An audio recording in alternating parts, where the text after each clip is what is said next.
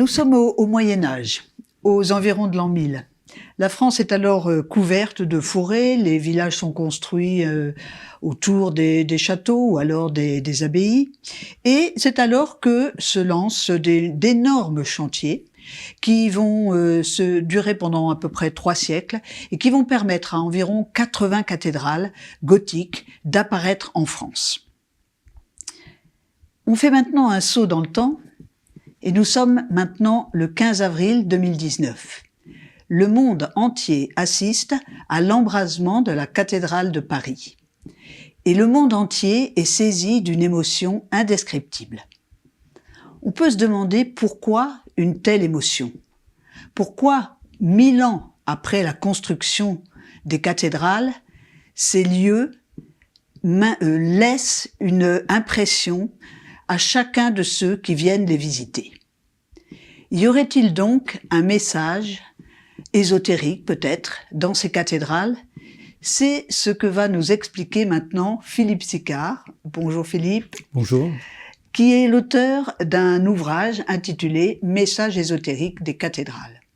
Alors, avant d'entrer dans une cathédrale dont vous allez nous expliquer les différents symboles, pourriez-vous nous dire qu'est-ce que c'est, selon vous, que l'ésotérisme? Alors, pour faire court, chacun d'entre nous naît dans un cadre religieux ou pas, mais pour ceux qui ont une démarche religieuse, c'est la famille, le contexte social qui fait l'attachement à une religion. C'est une démarche exotérique, elle est publique. La démarche intérieure, qui va toucher certains de ceux qui sont religieux, mais aussi certains qui sont athées, cette démarche intérieure repose sur le besoin d'approfondir, de comprendre ce qui se passe dans la conscience de l'homme et d'essayer de percevoir ce qui se passe au-delà des croyances. Et donc l'ésotérisme, c'est cette recherche intérieure, cette démarche particulière. Et il faut savoir que depuis la plus haute antiquité, il y a des écoles de mystère, des voies initiatiques qui perpétuent cette connaissance, mais aussi au sein de chaque religion, il y avait une démarche ésotérique. C'est le johannisme et l'étude de la gnose dans le christianisme, c'est la kabbale dans le judaïsme, c'est le soufisme dans l'islam, c'est l'Atharva Veda pour le védantisme, le Vajrayana pour le bouddhisme, etc., etc. Donc il y a toujours eu ce besoin pour l'homme d'accéder à une connaissance, donc à une vérité démontrée et indiscutable. Alors selon vous, les cathédrales elles-mêmes sont porteuses d'une connaissance? Alors la cathédrale, comme tous les édifices religieux chrétiens, sont sacrés. Ils sont porteurs, en l'occurrence avec l'art gothique, d'une compilation de la connaissance qui est connue à l'époque de leur création, et il n'y a pas eu d'autres religions qui soient nées après. Donc il y a tous les ingrédients, ce qui fait que, quand vous parliez, par exemple, de l'incendie de Notre-Dame de Paris, chacun a été touché parce que chacun de ces édifices compile ce que l'homme a connu ou a découvert au fil des siècles et qui touche sa recherche spirituelle. Donc une dimension intérieure, pour se répéter un petit peu avec la notion d'ésotérisme. Donc lorsque l'on entre dans une cathédrale, on peut trouver, pour peu que l'on soit informé, des traces de ces connaissances correspondant à la compilation de ces différentes grandes religions ou grandes traditions. On peut les voir? Alors, elles se voient relativement facilement pour celui qui est averti. Par exemple, quand on rentre dans la cathédrale, les piliers, avec souvent des chapiteaux qui ont des feuilles d'acanthe, des feuilles de papyrus, etc. Ces chapiteaux rappellent que les colonnes symbolisent l'arbre. Donc l'arbre, par ses racines, c'est le monde matériel, par son tronc, c'est le corps humain, et par ses frondaisons, c'est la dimension spirituelle. Donc il y a un lien entre la temporalité et la spiritualité. Et est-ce qu'on peut faire un lien entre les colonnes qui sont à l'intérieur de la cathédrale et les tours qui sont à l'extérieur? Alors on peut faire un lien, mais il y a une nuance. Les tours extérieures représentent le doigt de Dieu, en quelque sorte. C'est la dimension masculine du divin, comme l'obélisque, comme les menhirs, comme les tours gallo-romaines qui ont existé, les tours de Jupiter, par exemple, dans la tradition germanique. Donc, dès la vision d'une cathédrale, avant même qu'on soit entré à l'intérieur, il y a déjà un symbole d'une présence divine. Qu'il faut compléter avec les voussures des porches. C'est-à-dire que l'élément masculin qui est dans les tours est complété par l'élément féminin des voussures qui incite à l'intériorisation. Et ça va se prolonger avec la crypte, donc dimension gnonienne, donc intérieure, mais aussi avec le symbolisme de l'œuf primordial. Et donc, ça nous amène à l'alchimiste qui recherche le divin dans la matière. D'accord. On y reviendra peut-être tout à l'heure. Peut-être que pourrait-on rester pour le moment à la façade de la cathédrale. On vient voir une cathédrale, on est devant elle. Est-ce que cette façade a un sens particulier? Alors, il y a les deux tours qui représentent la dualité qu'il y a dans la création. Il faut deux éléments complémentaires pour qu'il y ait la vie, mais pour qu'il y ait l'électricité, pour faire tourner un moteur, etc. Donc il y a déjà cette démarche qui consiste à attirer l'attention sur les fondements même de la création. Il y a plusieurs autres éléments. La rosace, par exemple, en façade, elle est incluse dans un carré. Le cercle est le divin, le carré est la substance, et donc le divin est dans la substance. On peut rajouter un élément, c'est que très souvent, dans la plupart des cas même, il y a la pointe de la toiture de la cathédrale qui dépasse d'entre les deux tours. Et un exemple frappant... C'est un triangle, en quelque sorte, déjà. C'est pas que un triangle. Si vous prenez par exemple le plan en coupe de la cathédrale de Bourges, parce qu'elle est très facile d'accès, on la trouve très facilement, cette coupe, eh bien vous avez exactement le format et les proportions de Khéops. Donc déjà, dès l'entrée, vous avez un signal qui nous ramène à une tradition millénaire. On peut penser que c'est parce que c'était les compagnons qui avaient construit les cathédrales que ces proportions ont été reproduites dans les cathédrales. On peut penser qu'il y a une transmission initiatique. Il y a une dimension intérieure qui consiste à se rapprocher de la connaissance primordiale. Et cette connaissance primordiale a été véhiculée selon des supports différents suivant les époques. Donc la grande référence, c'est Khéops, mais par exemple l'arbre kabbalistique, avec ses séphirotes, on reprend le dessin c'est plutôt l'inverse, sert de support à la forme, à la structure de la croisée d'ogives des nefs des cathédrales. Mais on va retrouver, le même dessin, si on gratte un petit peu, dans la tétractise de Pythagore. On va retrouver un certain nombre de supports différents qui permettent de montrer qu'il y a une continuité de cette connaissance. Et qu'en est-il des statues qui sont sur les façades des cathédrales? Alors, personnellement, je pense que ces statues, elles ont une vocation plus exotérique. Je pense que la dimension... Pour dire les choses différemment, beaucoup de cathédrales ont brûlé, beaucoup de cathédrales ont été détruites. On parle beaucoup de Paris parce que c'est récent et que ça nous touche.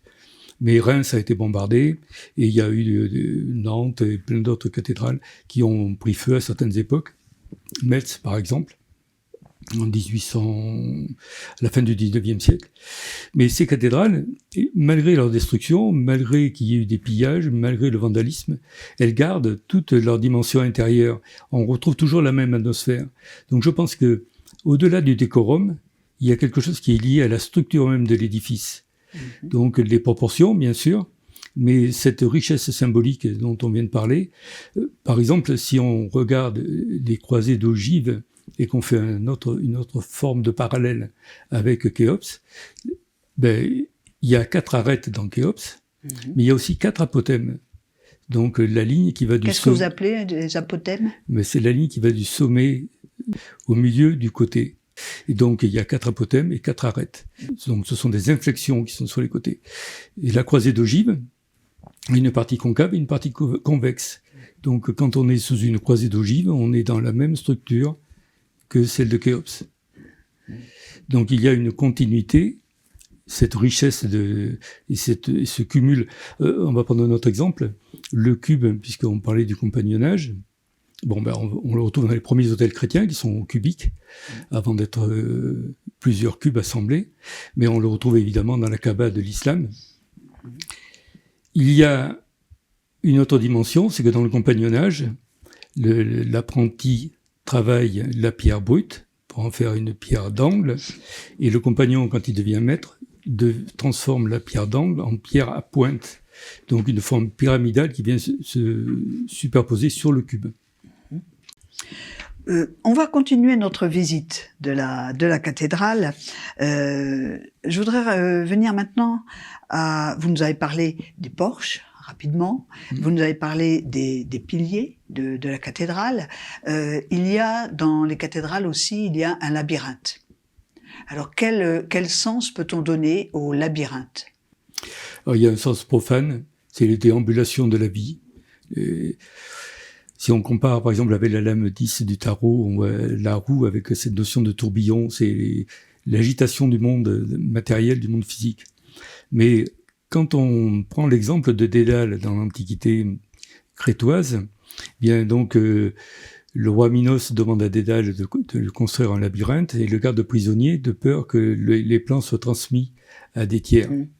Quand Dédale s'échappe du labyrinthe, il le fait d'une manière verticale, en s'élevant, en s'envolant, puisqu'il est prisonnier, il n'a pas d'autre issue que de s'élever. Celui qui rentre dans la cathédrale et qui aspire à la connaissance, soit il va au centre et il s'élève, soit il fait demi-tour et il revient là où il était.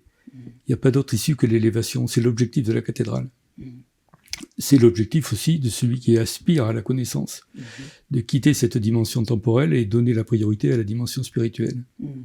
Il y a un point dont on n'a pas parlé jusqu'à maintenant, mais j'y reviens maintenant, y avait-il un choix particulier du lieu où était érigée une cathédrale?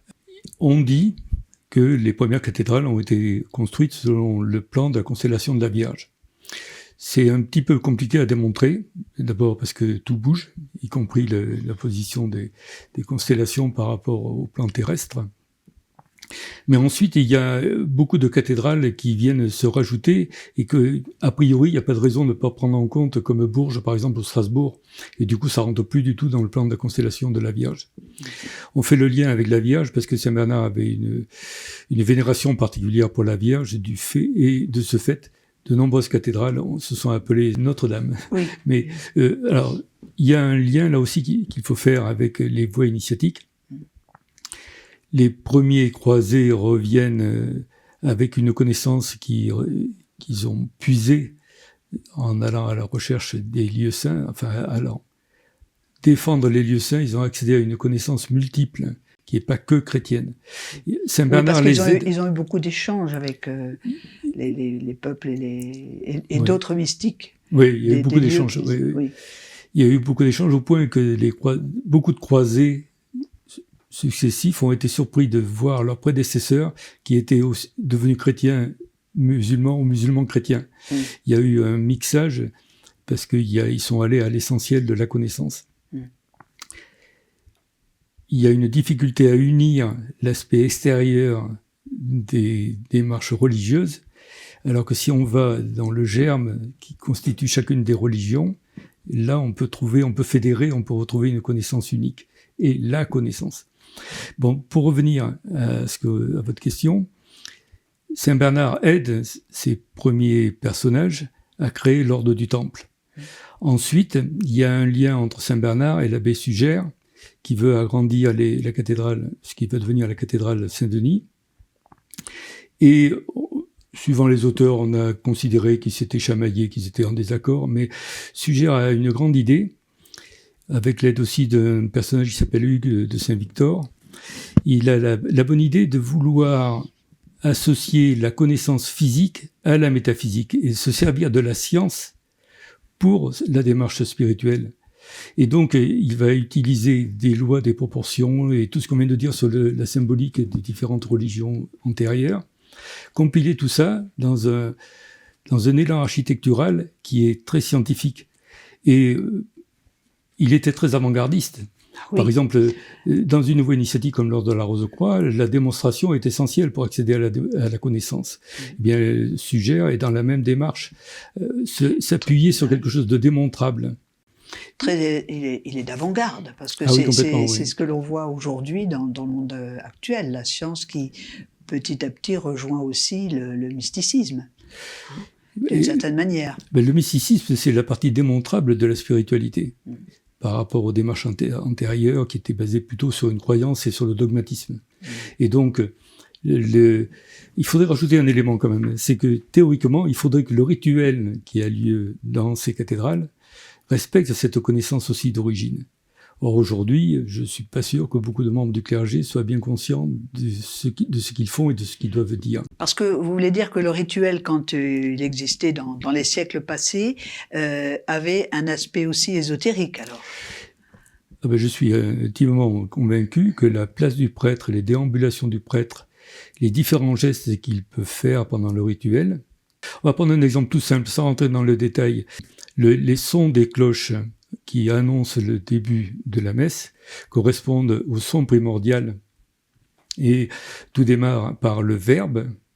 Et donc, l'appel des fidèles pour l'office et la déambulation après du prêtre correspond au symbolisme du commencement. Mais les fidèles devaient rentrer les hommes d'un côté et les femmes de l'autre. Donc il y avait la notion de dualité. Or, le commencement débute par l'unité et est suivi tout de suite par la dualité. Les deux éléments comme complémentaires. Il y a la dualité entre les porches qui représentent l'aspect féminin de Dieu, voilà, et les tours qui représentent l'aspect masculin. Tout à fait. Tout à fait. Mais on le voit par exemple à Reims, il y a dans l'axe du chœur un vitrail avec le symbolisme du triangle primordial et dessous 2 vitraux, l'un avec la Vierge, l'autre avec le Christ, l'élément féminin et l'élément masculin.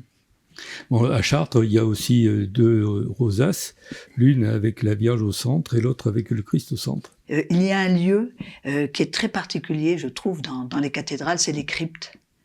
Quand on entre dans une crypte, d'ailleurs, souvent, on est systématiquement enclin au silence. Alors, est-ce que vous pourriez nous parler un petit peu des cryptes, de leur symbolisme ? Alors, la crypte, c'est la représentation de l'œuvre primordiale, comme la crèche dans laquelle naît le Maître Jésus. Il y a une notion d'intériorisation, il y a une notion de travail sur soi. Dans la crypte, il y a un jeu de mots, si on se base sur l'étymologie, le creuset, ça s'appelait le crusol autrefois à l'époque médiévale, et c'est la même étymologie que la croix. Or, donc le travail alchimique, si vous parlez de creuset. Mais la croix latine, si vous rabattez les branches de la croix latine, vous formez un cube. Et on revient à votre question de tout à l'heure, quand on parlait des compagnons qui travaillaient sur la pierre philosophale, sur la pierre primordiale pour la transformer. Et donc, dans la crypte, on est dans cette atmosphère intérieure de transformation. Au-dessus de la crypte, il y a le chœur de la cathédrale. Et là, l'œuf est séparé en 2. Et comme on disait qu'il y avait une compilation des connaissances religieuses, et pas que religieuses, dans les édifices gothiques, eh bien, le dieu Pangu en Chine demeure enfermé pendant 18 000 ans dans un œuf, puis tient séparer les 2 parties hautes et basses de l'œuf pendant à nouveau 18 000 ans. On va s'arrêter là pour l'histoire de dieu Pangu, mais par rapport à la crypte, le chœur est la séparation. Et à partir de la séparation, il y a la vie, il y a la création. Alors, il y a aussi 2 autres points, je crois, qui sont importants, entre autres, dans une cathédrale. C'est la lumière et les couleurs. Or, aujourd'hui, on ne peut plus voir les couleurs. À votre avis, les couleurs avaient-elles un rôle, étaient-elles aussi porteuses d'un message dans les cathédrales? Il y a plusieurs choses à dire. La première, c'est que beaucoup de vitraux ont été remplacés. Donc déjà, c'est pas facile de retrouver les couleurs d'origine. Comme vous venez de le dire, sur les murs qui étaient peints aussi bien à l'intérieur qu'à l'extérieur, les couleurs ont disparu dans de très nombreux cas. Je reviens à l'exemple de l'arbre kabbalistique. Dans l'arbre kabbalistique, il y a une couleur qui va avec chacune des séphiras. Et donc, côté droit, quand on regarde l'arbre kabbalistique, il y a des couleurs froides, et côté gauche, il y a des couleurs chaudes. Et par exemple, quand on regarde la rosace nord de Notre-Dame de Paris, elle est bleu foncé. Donc, il y a une inversion par rapport aux couleurs dominantes de l'arbre kabbalistique. Et ça, c'est dû au fait que l'homme est fait à l'image et à la ressemblance de Dieu. Quand on prend un autre type d'exemple, celui de la mythologie grecque avec le Narcisse, quand il se regarde dans une flaque d'eau, il voit son visage à l'opposé et son point de jonction, ce sont les pieds. mais sa main droite devient sa main gauche. Le corps humain,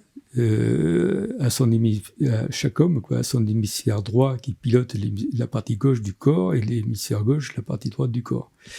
Les yeux voient les choses à l'envers et c'est le nerf optique qui transforme. Donc il y a cette notion d'inversion qui existe dans la création de plusieurs façons.